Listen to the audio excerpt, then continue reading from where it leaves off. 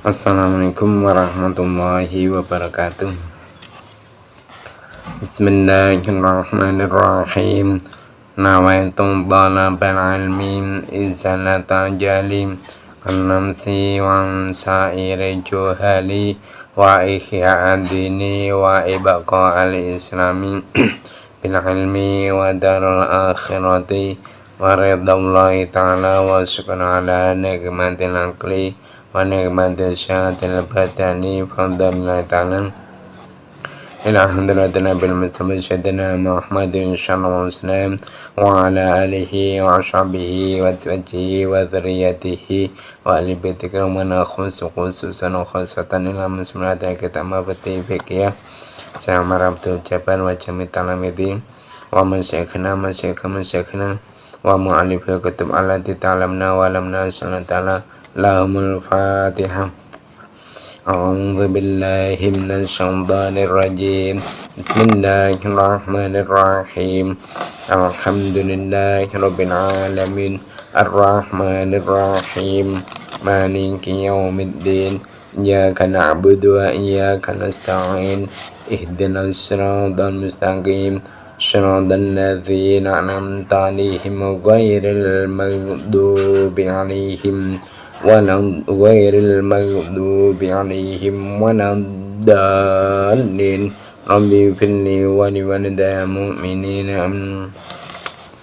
Mari kita mulai pelajaran kita hari ini, yaitu kitab Mafatihul Fiqh juz Tsani atau juz yang kedua, yang mana untuk hari ini insya Allah akan menerangkan tentang fardu-fardunya wudu ya. Mari kita mulai. Bismillahirrahmanirrahim. Qala al-musannifu rahimahumullah ta'ala wa nafa'ana bihi bi 'ulumi fid dharain amin. Furudul wudu'i utawi ikiku bab matelake pira-pira fardune wudu, utawi singkatan mim kecil iku singkatan kha ya. Furudul wudu'i utawi ikiku babna martelake pira-pira fardune wudu. Ini babnya yaitu menerangkan tentang fardu-fardunya wudu. Nah, sebelum membahas lebih jauh tentang masalah wudu, ini kita harus mengetahui apa itu yang dimaksud wudu. Kalau zaman ketahui bahwasanya wudu itu kalau secara arti bahasa maknanya atau artinya yaitu bagus ya, atau bermakna bersih dan terang dari kegelapan dosa. Jadi kalau ada sesuatu bagus itu berarti wudu, atau bersih itu berarti wudu, atau terang dari kegelapan dosa itu merupakan juga pengertian wudu secara bahasa. Nah, namun menurut syara itu apa pengertian wudu? Sedangkan secara syara wudu itu ialah menggunakan air, penggunaan air pada anggota tubuh yang telah ditentukan dan disertai dengan niat. Nah, wudu itu disyariatkan yaitu bersamaan dengan disyariatkannya sholat 5 waktu, yaitu tepatnya pada malam Isra sebelum Nabi Muhammad SAW itu melaksanakan hijrah, yaitu berjarak 1 tahun. Dan ada juga ulama yang berpendapat bahwasanya disyariatkannya wudu yaitu bersamaan dengan disyariatkannya sholat, dan tepatnya itu malam Isra sebelum Nabi Muhammad SAW hijrah berjarak yaitu 16 bulan. Nah, pertama kali disyariatkan wudu yaitu wudu diwajibkan bila hanya dilakukan ketika akan mengerjakan sholat. Jadi wudu itu diwajibkan pertama kali bila akan melakukan setiap sholat. Nah, namun ketika terjadi perang Khandaq, Kewajiban wudhu itu hanya dilakukan ketika akan mengerjakan sholat dan juga dalam keadaan hadas. Jadi ketika akan melakukan sholat dan dia itu dalam keadaan hadas, maka diwajibkan untuk melakukan wudhu. Nah, sekarang ada pertanyaan yang berhubungan dengan masalah wudhu, yaitu sin kam ikum piro. Sin kam iku piro, iku singkatan kho ya. Sin kam iku piro furudul wudu'i utahi piro-piro fardune wudhu. Furudul wudu'i utahi piro-piro fardune wudhu. Jim furuduhu. Furuduhu utahi piro-piro fardune wudhu. Furudu utai pro-pro fardune wudhu iku sitatun 6. Iku sitatun 6. Jadi ada pertanyaan, berapakah fardu-fardunya wudhu? Fardu-fardunya wudhu itu ada berapa? Nah, maka dijawab jim furudu sitatun. Fardunya wudhu itu ada 6 perkara. Nah, 6 perkara itu apa saja? Yaitu yang pertama al-awalu. Al-awalu utawi kang awal. Al-awalu utawi kang awal iku an-niyatu niat. Iku an-niyatu niat. Inda ghuslil wajhi. Inda ghusli wajhi ing dalem nalikane basuh wajah. Ing dalem singkatan apa? Dha ya, dha kecil kita taruh di atas. Inda ghusli wajhi ing dalem nalikane basuh wajah. Jadi fardunya wudhu yang ada 6 itu, yang pertama yaitu niat. Nah, kapan waktunya niat? Yaitu ketika bersamaan dengan membasuh wajah. Jadi ketika kita membasuh wajah, di situ pula kita diwajibkan untuk melintaskan niat di dalam hati. Nah, perlu sampeyan ketahui bahwasanya di dalam niat itu ada 7 unsur. Nah, unsur yang pertama yaitu masalah hakikat atau pengertian. Nah, niat itu secara bahasa artinya yaitu menyengaja secara mutlak. Nah, sedangkan secara syara niat itu adalah menyengaja mengerjakan sesuatu bersamaan dengan mengerjakannya. Itu kalau niat secara syara seperti itu. Pengertiannya yaitu menyengaja mengerjakan sesuatu bersamaan dengan mengerjakan sesuatu tersebut. Itu unsur yang pertama di dalam niat. Nah, unsur yang kedua di dalam niat yaitu berkenaan dengan hukum. Nah, hukum niat secara umum ialah wajib. Jadi hukum niat secara umum itu hukumnya wajib. Nah, namun terkadang hukumnya niat itu adalah sunnah. Kapan hukumnya niat itu sunnah? Yaitu seperti ketika memandikan jenazah. Jadi ketika kita itu memandikan jenazah, hukum memandikannya itu adalah fardu. Fardunya fardu kifayah. Itu suatu kewajiban yang diwajibkan kepada seluruh umat muslim. Namun ketika ada sebagian dari kaum muslimin yang sudah melakukan, maka gugurlah bagi muslim selainnya. Jadi intinya memandikan jenazah atau mayit ini hukumnya wajib. Namun untuk niatnya, niat memandikan jenazah ini hukumnya sunnah. Jadi secara umum niat itu hukumnya wajib, terkecuali yaitu ketika memandikan jenazah, maka hukumnya sunnah niat tersebut. Nah, unsur yang ketiga dari niat tersebut yaitu masalah tempat. Unsur di dalam niat yang ketiga yaitu masalah tempat. Nah, di mana tempatnya niat itu? Niat itu adalah tempatnya di hati. Jadi kita harus melintaskan niat tersebut di dalam hati kita, dan disunahkan untuk mengucapkannya. Disunahkan untuk mengucapkan niat dengan apa? Yaitu dengan lisan. Tujuannya agar lebih memudahkan niat di dalam hati. Nah, unsur dalam niat yang keempat yaitu berkenaan dengan waktu. Nah, kapan waktunya niat? Yaitu mulai permulaan ibadah. Nah, kecuali di dalam masalah puasa. Contohnya seperti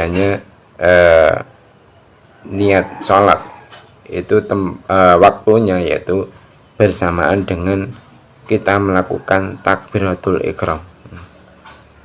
Kenapa? Karena takbiratul ihram itu merupakan permulaan ibadah sholat yang kita lakukan. Nah, niat itu waktunya ya itu permulaan ibadah yang kita lakukan itu, terkecuali di dalam masalah puasa. Nah, di dalam puasa wajib niat itu dilakukan terlebih dahulu. Kenapa? Karena sulitnya melakukan niat yaitu ketika terbit fajar. Bahkan menurut pendapat yang sahih ya, niat dalam puasa itu dinamakan azm ya. Niat dalam puasa itu dinamakan azm yang menempati tempatnya niat. Nah, unsur di dalam niat yang kelima yaitu berkenaan dengan tata cara. Nah, tata caranya niat itu bagaimana? Yaitu sesuai dengan ibadah yang diniati, seperti sholat dan puasa. Nah, unsur di dalam niat yang keenam yaitu berkenaan dengan syarat. Nah, syaratnya orang yang niat itu harus orang yang beragama Islam. Jadi tidak akan dianggap sah niatnya orang selain Muslim. Jadi syaratnya niat itu harus orang yang melakukan niat itu orang Islam, dan dia itu sudah tamyiz, dan dia harus mengetahui ibadah yang dia niati, dan juga mantap. Di dalam niat itu harus ada kemantapan tanpa ada keraguan. Nah, unsur di dalam niat yang nomor 7 yaitu berkenaan dengan tujuan niat tersebut.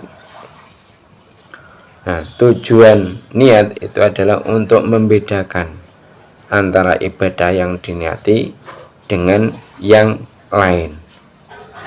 Seperti untuk membedakan antara pekerjaan yang berupa ibadah dan pekerjaan yang berupa kebiasaan atau adat.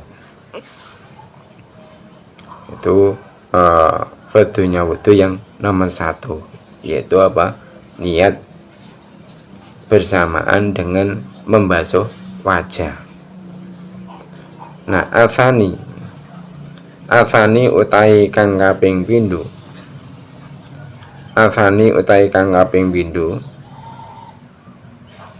Iku ghusl wajhi mbasuh wajah.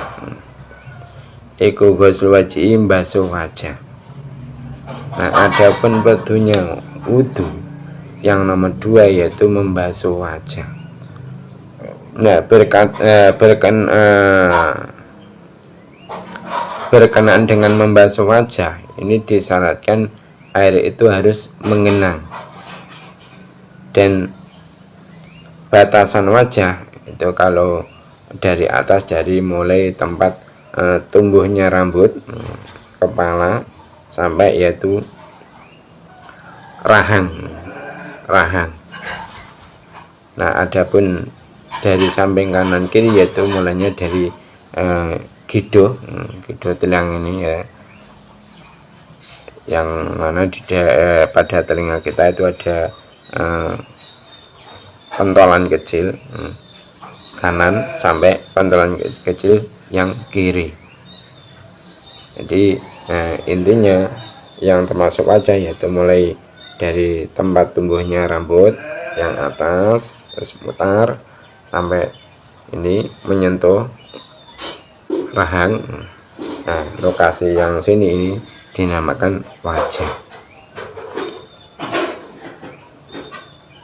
Jadi intinya yang nomor 2 petunjuk wudhu yaitu membasuh wajah, dan syarat membasuh itu airnya harus mengenang, dan anggota wajah itu harus terbasuh semua. Nah, yang nomor 3 sekarang, asal itu utai kang kaping telu. Asal itu utai kang kaping telu iku ghuslu yadeni. Iku ghuslu yadeni basuh tangan loro. Iku ghuslu yadeni basuh tangan loro. Ilal mirfaqaini sertane sikut loro. Ilal mirfaqaini sertane sikut loro. Nah, adapun petunjuk wudhu yang nomor 3 yaitu membasuh kedua tangan besertaan kedua siku-siku. Nah, seperti hanya membasuh wajah, membasuh tangan pun disyaratkan airnya itu harus mengenang. Nah, adapun yang dibasuh yaitu mulai dari jari jemari tangan ini sampai yaitu mirfaqain. Nah, mirfaq itu apa? Mirfaq itu adalah tempat bertemunya tulang. Tempat bertemunya tulang tangan bawah dan tulang tangan atas. Sini ya. Nah, sekarang yang nomor 4, petunjuk wudhu yang nomor 4. Ar-rabi'u utai kang kaping 4. Ar-rabi'u utai kang kaping 4 iku mashu ba'di ra'si. Iku mashu ba'di ra'si, ngusap setengah sirah. Iku mashu ba'di ra'si, ngusap setengah sirah. Au sa'rihi uta rambute ra'si. Au sa'rihi uta rambute ra'si. Nah, adapun petunjuk wudhu yang nomor 4 sekarang yaitu mengusap sebagian dari kepala atau rambut kepala. Nah, di dalam masalah mengusap ini tidak disyaratkan air itu harus mengenang, asalkan tangan kita yang kita pakai untuk mengusap itu sudah basah, itu nanti sudah dianggap sah. Jadi tangan kita celupkan ke tempat air, nggak usah harus mengenang, asalkan sudah basah, lantas kita buat untuk mengusap bagian dari kepala kita, maka itu sudah dianggap melakukan petunjuk wudhu yang nomor 4. Jadi masalah membasuh kepala ini tidak harus kesemuanya kepala kita basahi, bisa mungkin hanya sebagian, separuh atau mungkin seperempat, atau bahkan hanya rambut, hanya rambut 3 3 helai rambut, asalkan rambut tersebut masih di lokasi kepala. Adapun ketika kita itu mengusap rambut kita yang lokasinya itu di luar kepala, semisal seorang perempuan rambutnya panjang sampai punggung, lantas ketika wudhu dia itu melakukan pengusapan, itu tidak pada rambut yang ada pada lokasi kepala, tapi rambut yang ada di punggung. Nah, maka yang seperti itu belum dianggap melakukan wudhunya wudhu yang nomor 4. Nah, yang sekarang yang nomor 5.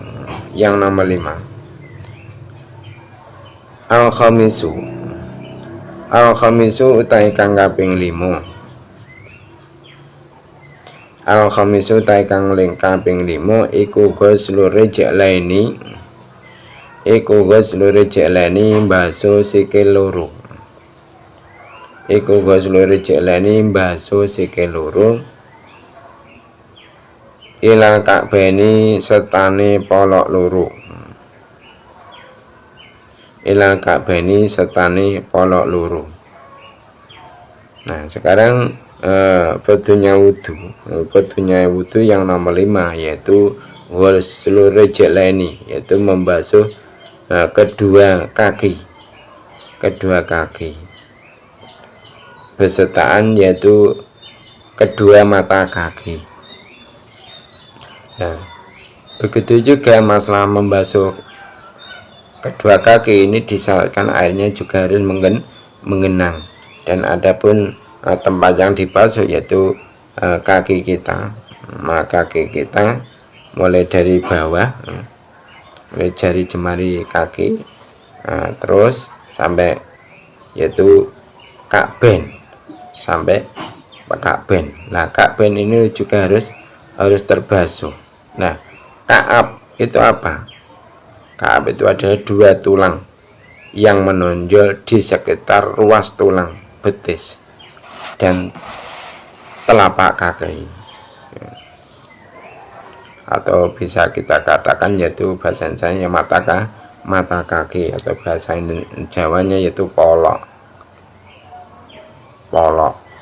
Jadi intinya ka'ab itu 2 tulang yang menonjol di sekitar ruas tulang betis dan telapak kaki. Itu semua harus terkena basuhan. Nah, sekarang wudhunya wudhu yang nomor 6 ya. Asadisu utawi kang kaping 6. Asadisu utawi kang kaping 6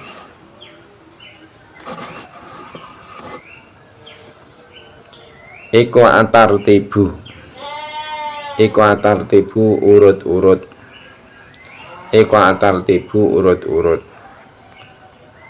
Nah, adapun wudhunya wudhu yang nomor 6 yaitu harus tertib.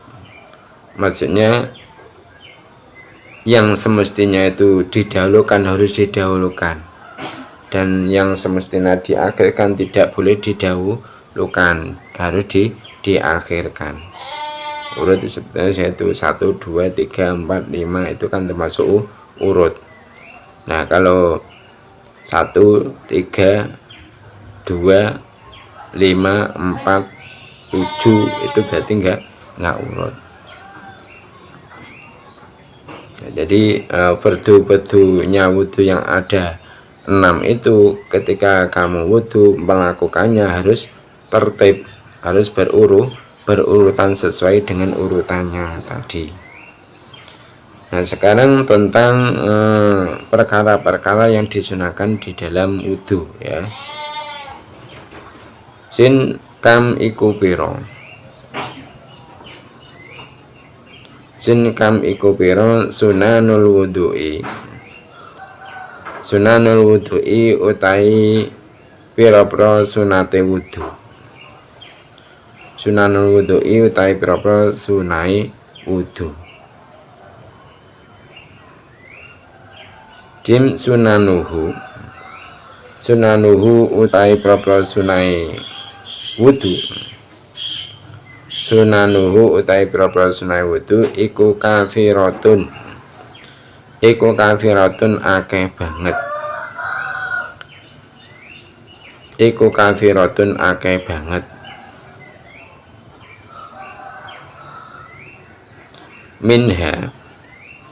Minha iku setengah saking kafirah. Minha iku setengah saking kafirah.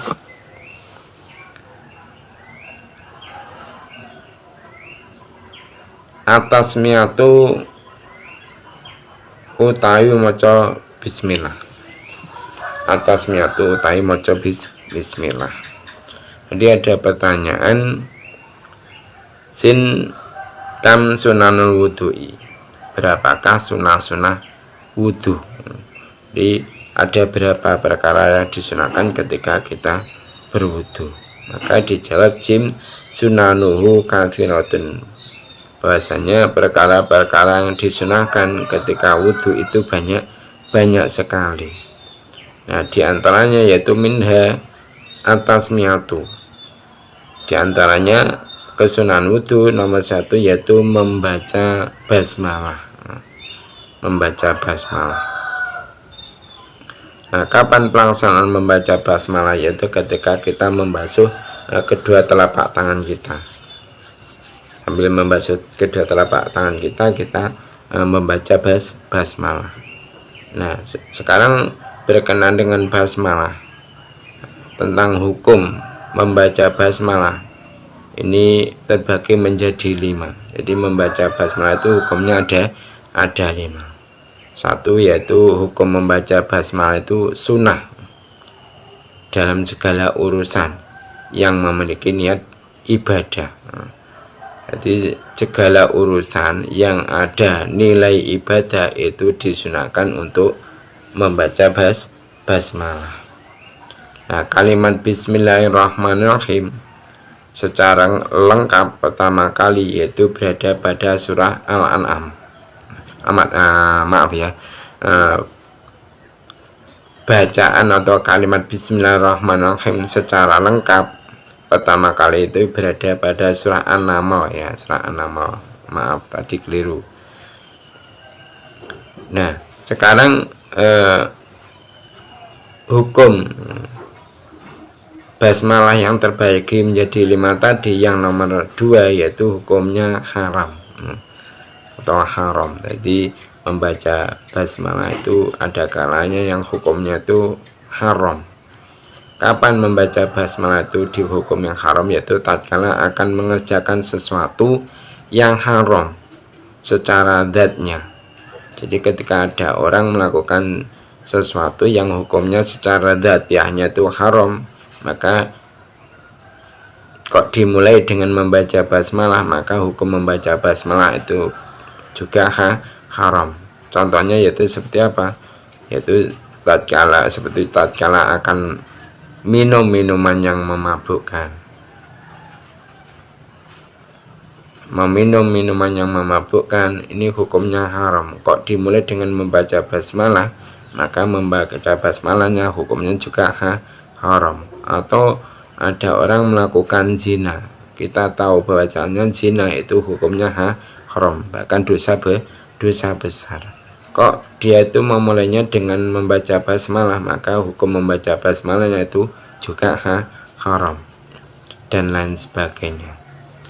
Nah, bahkan dikhawatirkan ketika kita itu membaca basmalah, ketika ada orang membaca basmalah, ketika dia itu melakukan perkara yang haram, itu nanti dikhawatirkan menjerumus ke murtad.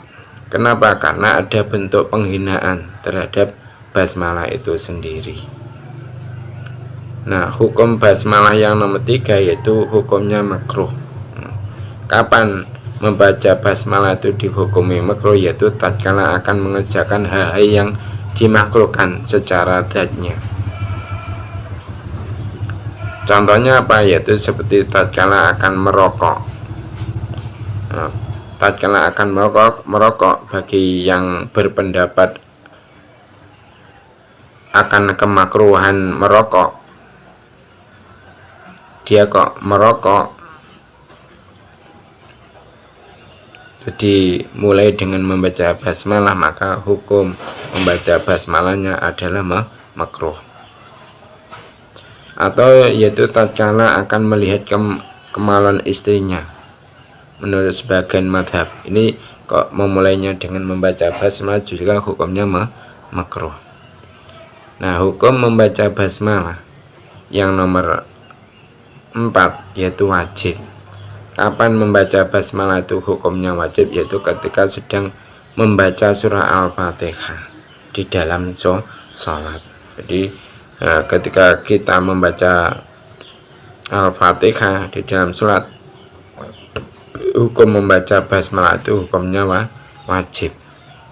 Karena ada sebagian ulama termasuk madhab Syafi'i yang menghukumi bahasanya Bismillah itu termasuk bagian dari surah Al-Fatihah. Nah, karena kenapa kok dihukumi wajib membaca basmalah? Karena membaca basmalah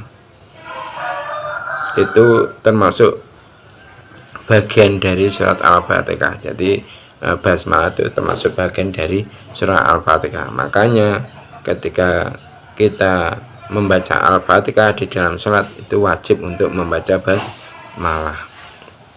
Nah, hukum membaca basmalah yang nomor 5 yaitu mubah. Maksudnya kita boleh membaca, boleh tidak. Antara membaca dan tidaknya itu nilainya sama-sama tidak berpahala, juga tidak berdosa. Nah, kapan membaca basmalah itu hukumnya mubah, yaitu ketika akan mengerjakan sesuatu yang tidak memiliki nilai penting, yaitu seperti ketika akan memindahkan barang dan yang lainnya. Itu jadi intinya kesunahan wudhu yang nomor 1 yaitu membaca tasmiyah atau membaca basmalah. Nah, yang nomor 2 wa ghusl kafaini lan basuh epek-epek loro.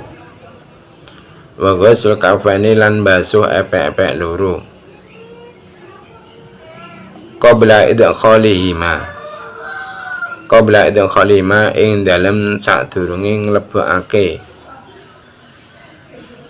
kafain. Qabla idkhalihima ing dalem sadurunge nglebokake kafain al-inaa ing wadah. Al-inaa ing wadah. Nah, adapun kesunahan yang disyariatkan di dalam berwudu yaitu yang nomor 2, kita disunahkan ketika berwudu untuk membasuh kedua telapak tangan kita. Kapan pelaksananya? Yaitu sebelum kita itu memasukkan kedua telapak tangan tersebut ke tempat wadah air. Caranya bagaimana? Caranya seperti ini ya. Seperti ini. Nah, yang nomor 3, kesunahan yang disyariatkan di dalam berwudu yang nomor 3 yaitu wasiwaku lan siwakan. Wasiwaku lan siwakan. Wasiwaku lan siwakan.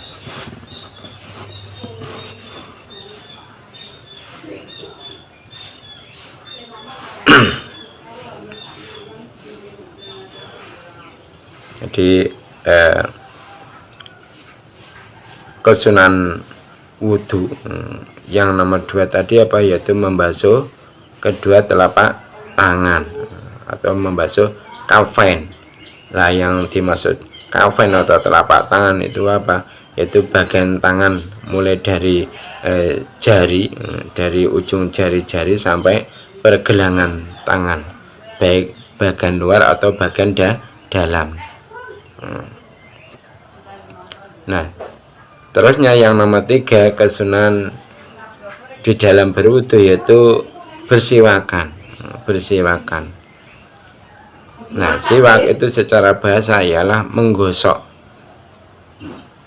dan alat menggosok. Jadi kalau menurut arti bahasa, siwak itu ya adalah menggosok dan alat menggosok. Namun siwak kalau menurut pengertian secara syara ialah menggunakan batang kayu, yaitu berupa kayu arok. Itu nama jenis kayu ya, atau yang lain itu pada mulut untuk menghilangkan perubahan bau mulut, atau yang lain.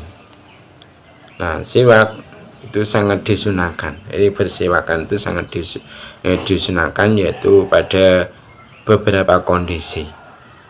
Pertama yaitu siwak itu sangat disunahkan ketika terdapat bau mulut yang disebabkan diam dalam waktu yang lama. Contohnya seperti baru tidur ya, atau meninggalkan makan dalam waktu yang lama, itu seperti saat berpuasa, maka di situ sangat disunahkan untuk bersiwakan. Dan juga memakan sesuatu yang berbau tidak enak, seperti yaitu memakan bawang putih, bawang merah, petai dan lain-lain. Dan juga bersiwakan itu sangat disunahkan yaitu ketika bangun dari tidur, dan juga ketika akan mengerjakan sholat itu sangat disunahkan untuk melakukan siwak. Dan juga bersiwakan itu sangat disunahkan ketika akan membaca Al-Quran atau membaca hadis atau mempelajari ilmu syara atau ilmu agama. Dan juga bersiwakan itu sangat disunahkan ketika akan zikir kepada Allah SWT. Dan juga ketika akan tidur ini juga sangat disunahkan untuk bersiwakan terlebih dahulu. Dan juga yaitu ketika akan masuk rumah. Dan juga siwakan ini sangat dianjurkan atau sangat disunahkan ketika seseorang itu menghadapi sakaratul maut. Jadi ketika ada saudara kita atau keluarga kita yang mengalami sakaratul maut, ini dianjurkan untuk kita siwaki supaya dipermudah di dalam menghadapi sakaratul maut dan juga mendapatkan pahala dari siwakan tersebut. Mungkin itu saja yang dapat kita sampaikan untuk pelajaran hari ini. Ada kurang lebihnya mohon maaf. Mari kita tutup majelis ini dengan membaca doa kafaratul majelis. Subhanakallahumma wa bihamdika asyhadu an la ilaha illa anta astaghfiruka wa atubu ilaik. Assalamualaikum warahmatullahi wabarakatuh.